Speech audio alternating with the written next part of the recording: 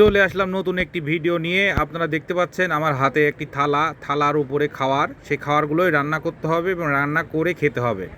আমরা চলে গেলাম সেই বেলাল ভাইয়ের বাড়িতে, ঠিক নয়, কর্মস্থানে, এখানে যে সমস্ত কিছু কিনে এনে রান্না বাড়া করার জন্য সমস্ত প্রসেস, পেঁয়াজ মরিচ আদা রসুন যা যা লাগে আর কি, সমস্ত কিছু কেটে কুটে আঁকার উপরে তুলে দিলাম।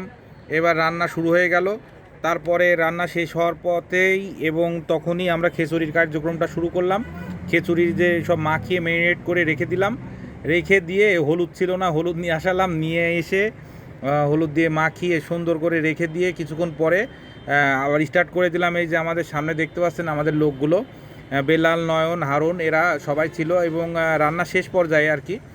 সেই সময় আসলে এই যে সমস্ত কিছু সালাদ সহ লেবু পেঁয়াজ সব কেটে কেটে রেডি করলাম এবং খাওয়ার পরিবেশনের জন্য আমরা রেডি করলাম। এটা আসলে ব্যাচেলার সিস্টেমে থাকে এখানে, সেইভাবে পরিবেশ যেরকম ছিল, ওরা যেভাবে খানা খায় সেগুলা দিয়েই পরিবেশন করা হয়েছে। এখানে আসলে আলু ছানাও ছিল, আমরা করিনি, ওখানেই ছিল। তো আলু ছানাটা দিয়ে খিচুড়ি খাইতে অনেক বেশি মজা লাগে।